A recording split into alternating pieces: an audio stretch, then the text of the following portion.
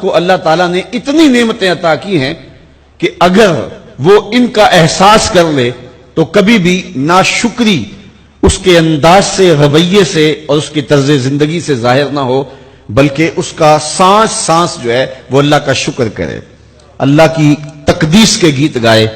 لیکن یہ انسان ناشکرہ ہے. وَإِنَّهُ عَلَى ذَلِكَ لَشَهِيدٌ، اس پر اسے کوئی خارج سے گواہی کی ضرورت نہیں ہے، وہ خود اس پہ گواہ ہے. اسے خود پتا ہے کہ میں کتنا ناشکر. ذرا اندر اتر کے دیکھے تو اس نے کیا اس کی نعمتوں کا شکر ادا کیا ہے؟ اس کی کتنی بڑی نعمتیں ہیں حضرت انسان کو. انسان غور کرے، تدبر کرے. میں کئی دفعہ یہ بات بتا چکا ہوں، میرا ایک ملنے والا ہے، پیر بھائی ہے، تو اس کو مسئلہ کیا ہے کہ یہ جو منہ میں لعاب آتا ہے اس کی مقدار کم ہے. تو بنیادی طور پہ وہ لیکچرار ہے، تو اس نے روز جو ہے وہ طلباء کو لیکچر دینا ہوتا ہے، تو 15 منٹ نہیں بول پاتا کہ منہ خشک ہو جاتا ہے. اب ہم نے کبھی اس کو نعمت سمجھا؟ یہ جو منہ میں لعاب آتا ہے، ہم کہتے ہیں کہ یہ ایک مصیبت ہے، تھوکتے رہتے ہیں. لیکن اگر اس کی مقدار کم ہو تو زندگی اوکھی ہو جائے. یہ نظام انہضام پہ بھی اثر انداز ہوتا ہے، اور پھر اس کی بینائی بھی کمزور ہو گئی. ایک آنکھ کی بینائی تو بالکل ختم ہو گئی.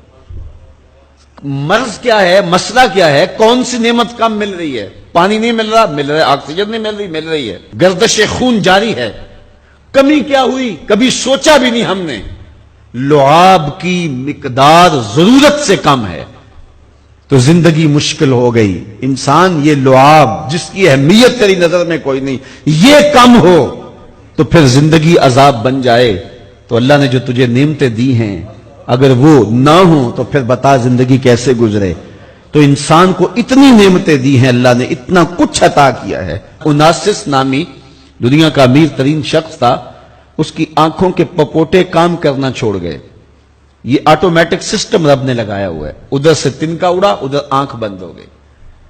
اب ڈاکٹر سلوشن ٹیپ لگا کے اس کی آنکھ کھولتا تھا اور جب سوتا تھا تو ٹیپ لگا کے بند کر دیتا تھا. کسی نے اس سے پوچھا کہ زندگی کی سب سے بڑی آرزو؟ کہا کاش اپنی آنکھیں اپنی مرضی سے کھول سکوں. کہا اس کے لیے کوئی قیمت پیسے دینے پڑے تو کتنے دے گا؟ کہا ساری دولت لگا دوں گا. کبھی ہمیں یہ احساس ہوا؟ بہت سارے لوگوں کو آج پتا چلا ہوگا یہ بھی ایک سسٹم ہے، ایسا ہے، رب نے قدرتی لگایا ہوا ہے. اس پر کوئی بل ہی نہیں کبھی آیا. آپ 3 مہینے بل نہ دے تو واپڈا والے میٹر کاٹ دیتے ہیں کہ نہیں؟ بجلی کاٹ دیتے ہیں، سوئی گیس والے کنیکشن کاٹ دیتے ہیں. لیکن ساری زندگی رب کو سجدہ نہ کرو. اس نے کبھی سورج کو نہیں کہا کہ اس نافرمان کے گھر تیری روشنی نہیں جانی چاہیے. اس نے کبھی چاند کو نہیں کہا کہ تیری چاندنی اس کے آنگن میں نہیں جانی چاہیے. جس طرح با یزید کے گھر میں سورج کی کرنیں جاتی ہیں، اس نافرمان کے گھر میں بھی ایسے ہی جاتی ہیں. تو انسان کو اللہ نے بڑا کچھ دیا، لیکن یہ اس کے باوجود ناسپاس ہے، ناشکر گزار ہے. تو کہا اس کے لیے کوئی اس کو خارج سے دلیلیں نہیں چاہیے. انسان اگر اپنے پہ غور کرے تو انسان کے اندر ہی سب کچھ ہے. میں کہاں کھڑا ہوں مجھے پتا ہے، آپ کہاں کھڑے ہیں آپ کو پتا ہے. یہاں میں واز کر رہا ہوں، تلقین کر رہا ہوں، نصیحت کر رہا ہوں. آپ کی نظروں میں بہت اچھا ہوں گا. میں اچھا ہوں یا نہیں ہوں میں اچھی طرح جانتا ہوں. آپ میری نظروں میں بہت اچھے ہیں.